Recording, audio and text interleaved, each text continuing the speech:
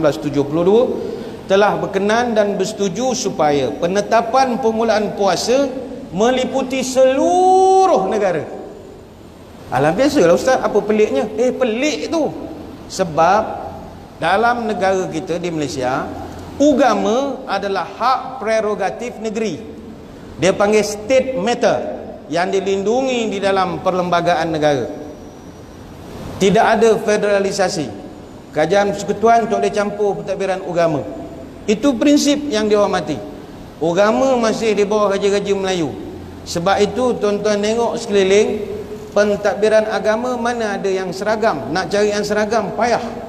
Ambil contoh paling mudah, zakat fitrah. Adakah seluruh negara serentak? Tak. Sebab negeri dia ada hak. Walaupun seluruh negara mengisytiharkan RM7 zakat fitrah, tapi ada negeri yang tidak ambil. Melaka misalnya, dia masih RM6.70. Orang pun pelik, apa sebab kau tak boleh genap ke 30 sen jadi RM7? Ikut akulah, negeri aku pun masalah kau. Negeri dia punya suka. Negeri 9, orang lain RM7, dia RM6.50. Orang pun tanya, kan susah ambil nak bawa siling macam dobi 40 kili nak ulang belen. Kau den lah nak riden, apa masalah kau? Itu hak prerogatif yang orang tak boleh petikai. Sama juga dalam bab mas kahwin. Macam tuan-tuan di Kuala Lumpur, wilayah persekutuan, termasuklah Putrajaya dan juga Labuan. Berapa mas kahwin dia? Kuala Lumpur pelik, dia buat rate yang berbeza. Kalau kahwin dengan janda RM40, kahwin dengan anak dara RM80. Kan pelik itu. Orang Johor berapa mas kahwin? RM22.50. Apa tak boleh seragam? Mana boleh, state matter. Orang Pahang berapa? Pahang dengan Johor dia bersaudara. Pahang Johor dia bersaudara. Dia kelahi bab bola, yang lain tak ada, dia bersaudara. Pahang pun RM22.50 juga. Kalau pergi ke Negeri Sembilan berapa? Rate tak sama. Janda RM12, anak dara 20 ompek kata. Kahwin dengan orang Pulau Pinang, flat rate RM24. Janda anak dara sama, lamsam RM24. Tuan-tuan pergi ke Sabah, Sabah janda RM80. Anak dara kau berapa bah? 100 bah. 100 bah anak dara kau. 100. Tuan-tuan pergi ke Melaka, Melaka negeri tak besar. Berapa mas kahwinnya? RM100. Tuan-tuan pergi ke Perak, RM101. Apa hal RM1? Hak dia punya suka lah. RM101. Tuan-tuan pergi kahwin dengan orang Sarawak, RM120. Yang paling mahal sekali jiran tuan-tuan, Selangor Darul Ehsan, RM300. Tapi ada negeri tak ada ketetapan. Raja-raja dia tak nak. Contoh Kedah, Perlis, Terengganu, Kelantan, tak ada ketetapan. Suku-suku engkau lah nak sebut berapa. Aku nikah engkau, mas kahwinnya secawan mineral tunai, boleh, tak ada masalah. Dengan Quran senaskah, boleh, tak ada masalah. Dengan RM9,999 pun boleh. Dia combine dengan hantaran pun tak ada masalah. Kita pula jadi heran, mahalnya. Kalau kat Kuala Lumpur baru RM40 kalau kita. Sebab itu hak dia. Waktu semayang pun mana pernah sama. Sebab itu kan hak negeri-negeri. Kadang kita heran, kita duduk Kuala Lumpur dengan Selangor sebelah-sebelah saja. Macam orang belah, kalau Selangor dengan Kuala Lumpur dipisahkan oleh LDP, Lebuh Air Damansara Puchong. Belah sini Kuala Lumpur, belah sini Selangor. Kan azan berlawan-lawan, habis azan ini buat macam ni. Padahal seberangnya. Apa sebab? Agama hak prerogatif. Tetapi disebabkan Ramadan ni raja segala bulan, kita respect sama dia. Kita bersatulah dalam bab penentuan puasa. Kalau tidak, sebelum tahun 72, kita tak sama. Tak sama. Maka saya bawakan naratif ini nak menunjukkan yang nak datang ni bukan jalan-jalan, bukan jalan-jalan bulan. Soalnya malam ni apa persiapan? Baik, kalau kita melihat kepada road map yang digariskan oleh para salafus saleh pada dulu-dulu kala, pertama mereka akan buat persiapan Ramadan ini 6 bulan sebelum Ramadan.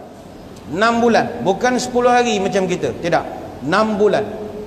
Maknanya sepatutnya majlis ambang Ramadan ini bukan buat pada malam ini, tapi bulan 11 hari itu dah kena buat. Bulan 11 hari itu dah kena buat. Bayangkanlah tuan-tuan. Kata Ibn Rajab Al-Hambali dalam kitab Lataiful Ma'arif, kata dia, kanu yad'una Allahi sittata ashhuri an yuballighahum syahra ramadana thumma yad'una Allah sittata ashhurin an yataqabbalahu minhum. Kata tuan kitab adalah para salafus salih, terutamanya para sahabat. Mereka sudah mula berdoa kepada Allah 6 bulan sebelum datangnya Ramadan, dan mereka berdoa supaya yataqabbalahu minhum, supaya mereka dapat panjang umur, berjumpalah dengan Ramadan. Sebab itu dalam kitab Lataiful Ma'arif ada dituliskan doa-doa para ulama bila nak nyambut Ramadan. Antaranya Yahya bin Abi Katsir rahimahullah, dia ada doa khusus menyambut Ramadan. Kata dia, Allahumma sallimni ila Ramadan wa sallim li Ramadan wa tusallimuhu minni mutaqabbala. Ya Allah, hantarkanlah aku ke bulan Ramadan, hantarkanlah pula bulan Ramadan kepada aku, terimalah segala amalan-amalanku di bulan Ramadan. Dia berdoa. Begitu juga Abdul Aziz bin Marwan rahimahullah, dia pun ada doa khusus yang dibacakan 6 bulan sebelum Ramadan.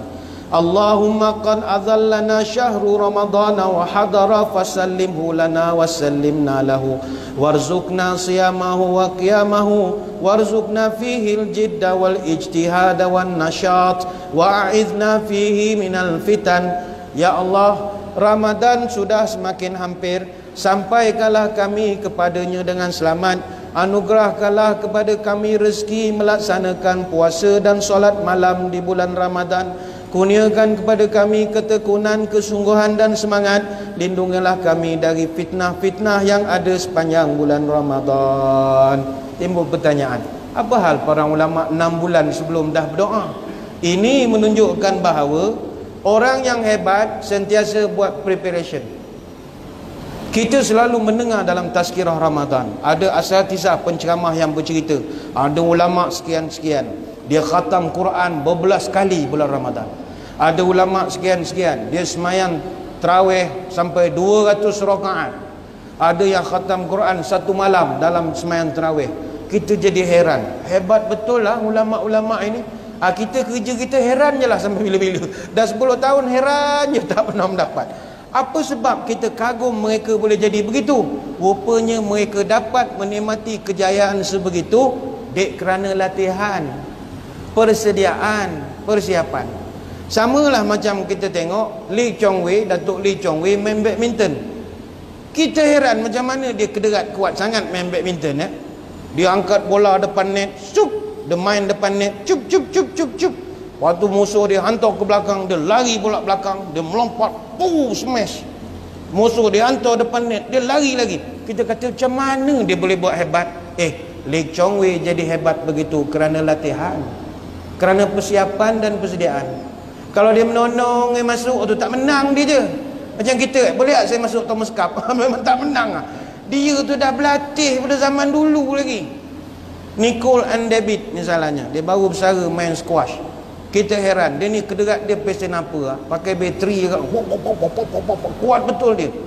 Dia daripada budak-budak lagi main squash. Persiapan, latihan, persediaan. Jadi kalau hari ni kita tengok ada orang main badminton, berlumba lari, pemain bola yang hebat menggelecek bola, mereka jadi begitu kerana persediaan dan latihan. Justru kalau kita nak jadi hebat seperti ulama-ulama yang kita dengar begitu banyak beribadah bulan puasa, kena buat persiapan awal. Itu fasa pertama, 6 bulan sebelum Ramadan. Fasa yang kedua, kata ulama, para salafus saleh membuat persiapan yang intensif, khususnya 2 bulan sebelum Ramadan, iaitu lebih tepatnya lagi pada bulan Rejab dan bulan Sya'ban. Sehingga terkenallah kata-kata Abu Bakar Al-Balkhi rahimahullah dalam kitab Lataiful Ma'arif li Ibn Rajab Al-Hambali, Syahru Rajab syahru zar'i wa syahru Sya'bana syahru suqi zar'i wa syahru Ramadana syahru hasadi zar'i. Kata dia, bulan Rejab adalah bulan bercocok tanam, bulan Sya'ban bulan menyiram pokok-pokok yang kita tanam, dan bulan Ramadan bulan mengutip hasil, kata dia. Sebab itu kata beliau, wa man lam yazra wa yaghris fi Rajab wa lam yazqi fi Sya'ban fa kaifa yuridun an yahsida fi Ramadan. Mana kata dia, mana logik? Engkau bulan Rejab tak pernah menanam, bulan Syaban tak pernah menyiram. Pokok apa yang kau nak tuaikan pada bulan Ramadan? Pokok apa? Oh, beranganlah aku nak semayang ni. Engkau tak tanam sejak daripada Rejab, engkau nak kutip apa bulan Ramadan esok? Apa yang nak dikutipkan? Alah ustaz, apa malam ni baru cakap? Ni dah Syaban macam mana ni? Tak apalah, tanamlah pokok esok. Apa yang ada? Lagi 10 hari ni carilah pokok yang cepat tumbuh sikit. Cari pokok-pokok yang cepat tumbuh, siramkan 24 jam, banyakkan zikir, banyakkan baca ratib apa semua. Sebab kita nak mengutip hasilnya pada bulan Ramadan. Yang kita dengar orang dapat Lailatul Qadar, tuan-tuan, dia dapat Lailatul Qadar itu pada malam itu setelah dia berlari tiap-tiap malam, baru dia dapat kejayaan itu. Bukan malam tu baru nak mula. Malam ni ganjil genap ah. Genap ah, tak apalah sembahyang kat rumah lah. Esok ganjil, oh sembahyang depan. Tak boleh begitu. Tak dapat Lailatul Qadar. Dapat Laila anak Tok Qadar ya dapatnya. Sebab persiapan ala Qadar. Itu pasal yang kedua. Pasal yang ketiga, pasal sebulan sebelum Ramadan. Yang ini kata ulama, Nabi SAW sendiri memberi contoh teladan dalam hal ini. Sebab itu Syaban ini sering digelarkan dia adalah pintu gerbang Ramadan. Ramadan lagi 10 hari sebelum kita nak sampai ke kotanya, pintu gerbangnya adalah Syaban. Sebab itu para salafus soleh, Syabanlah bulan paling giat mereka beramal ibadah. Contoh terbaik Rasulullah sallallahu alaihi wasallam.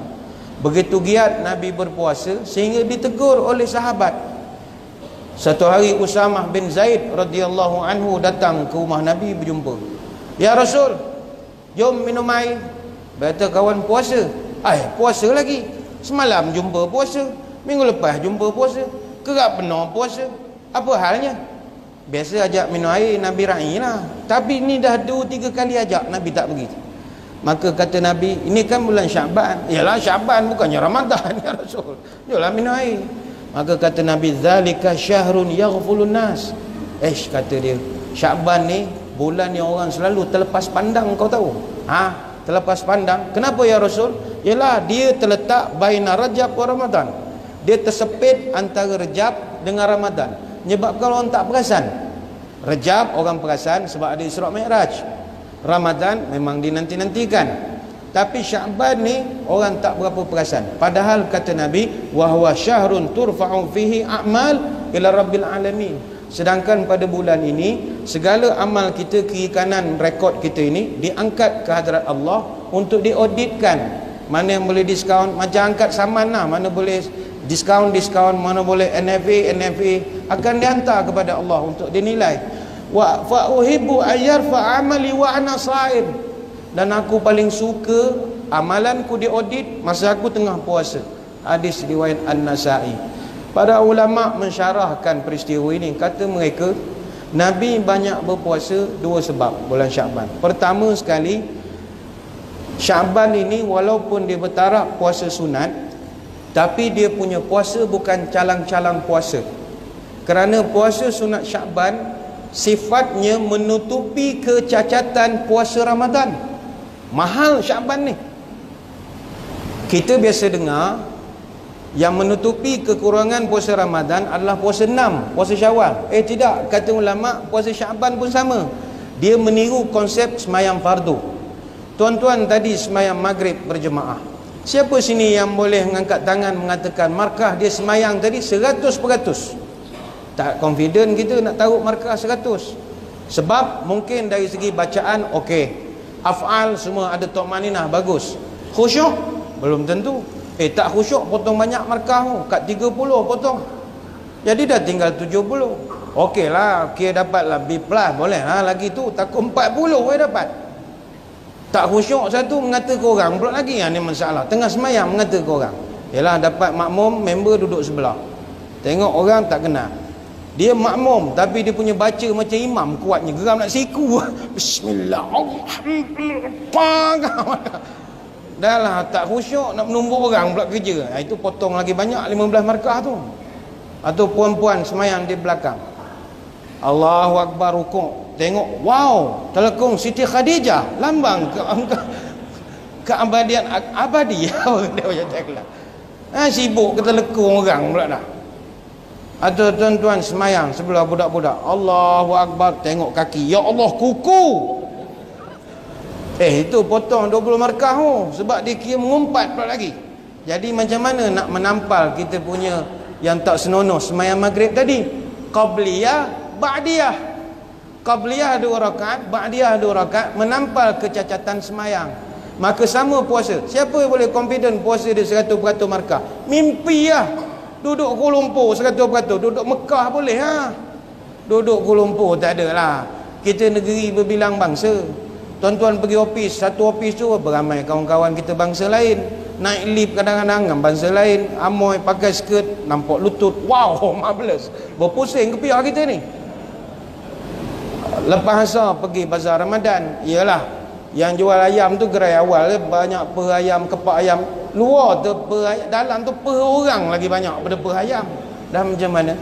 Kadang orang adik-adik yang jual-jual kuih, makcik-makcik jual kuih-kuih puasa ni. Dia tu makcik badan besar, tapi baju dia, baju anak dia dah jadi 2 lah saya ingat dia pakai.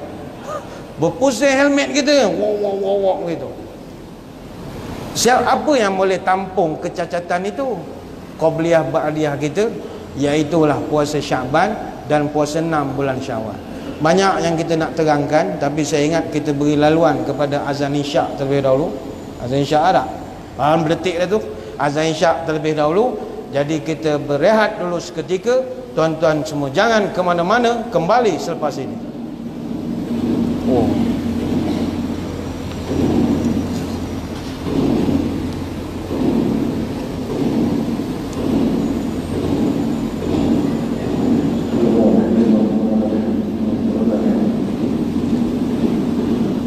Allahu Akbar, Allahu Akbar, Allahu Akbar, Allahu Akbar. Asyhadu an la ilaha illallah.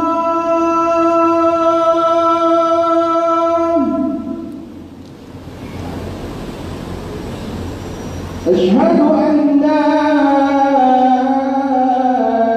ilaha illallah.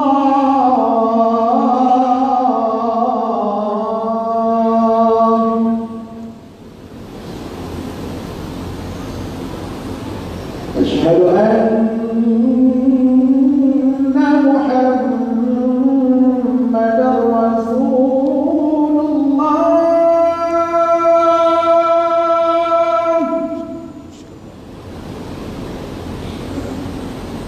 Asyhadu anna Muhammadar Rasulullah.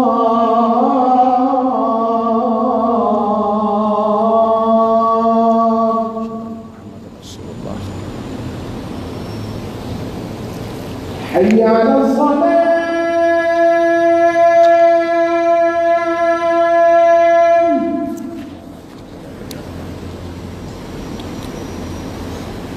حي على الصلاة.